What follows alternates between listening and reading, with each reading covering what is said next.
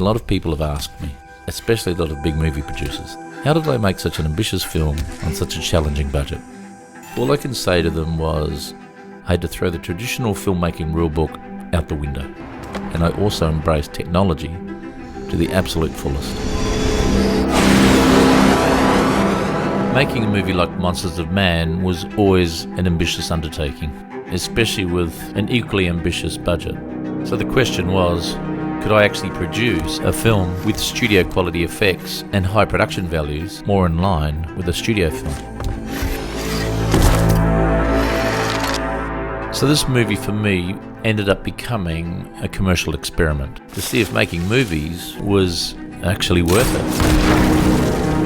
I've been incredibly fortunate over the last 25 years of being able to hone my craft by directing massive advertising campaigns for companies all around the world. The advertising industry literally forces you to be very innovative.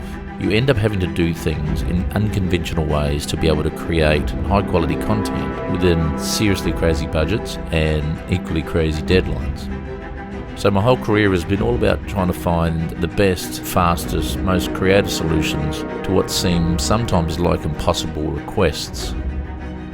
I forced myself over the years to learn all editing programs and most of the 2D compositing programs, and also as many 3D programs as possible, which allowed me to deliver amazing content that would normally cost a fortune. Whoa! You can lose hours upon hours of a day if your computer isn't performing to the level it should, or if the program you're using is not using the computer's full potential. Stability, speed, and performance for me is everything, and is a major reason why I use Apple's Mac Pro range of computers.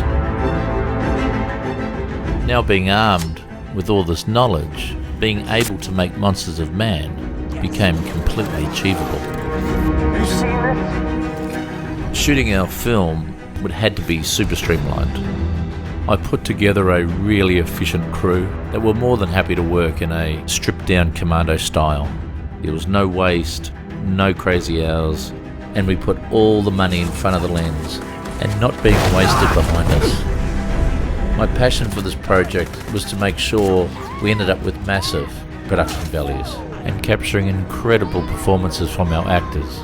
And I wanted to make sure we didn't compromise at all with our visual effects.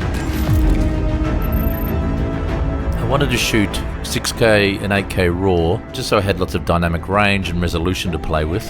I also wanted to shoot 4 cameras so I had lots of coverage, so I had plenty of choices in the edit suite.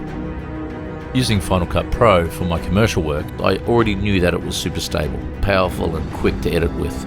And I also knew I could easily finish the whole film on my MacBook Pro if I needed to.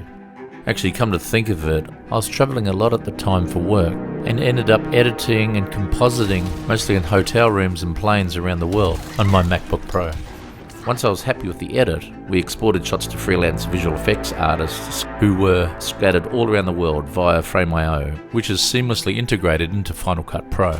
And when our visual effects shots were all finished, I would simply just drag the final shot from Frame.io directly into my timeline.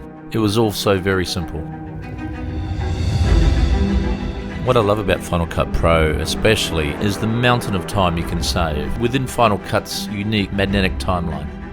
Instead of having to perform 4 to 5 actions to edit or move clips around like within a normal traditional editing suite, Final Cut Pro allows you to do the same exact move or an edit in one single action. This feature alone equates to hundreds if not thousands of extra keystrokes saved every day. So editing and mastering a multi-camera shoot like ours with several hundred visual effects shots throughout equated to weeks, probably months of save time. That's massive when trying to keep costs down and efficiency up. The speed benefits within the latest Apple computers and the software are even better now since we finished the film. Being able to edit fluently and export in full 8K resolution in real time is a dream come true for me. And color grading on Apple's new XDR 6K monitors is incredible. It's literally like looking out a window. The overwhelming feedback and support we've been receiving from the public has been incredible. And the huge amount of interest from sales and distribution companies, as well as film producers from around the world sending me scripts wanting me to direct their movies, makes me think that my experiment might have actually been worth it. Monsters of Man releases around the world in December. I have no idea what will happen or where any of this will go, but the experiment so far has been a lot of fun and a lot of learning. I'll keep you posted. Have a great day.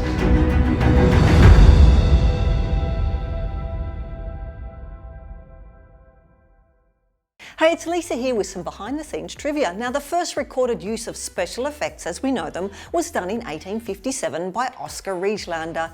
He took 30 different photo negatives and combined them into a single image. This was the first example of the montage print. Now, if you haven't already done it, remember to click here below to subscribe or on the side for more great content.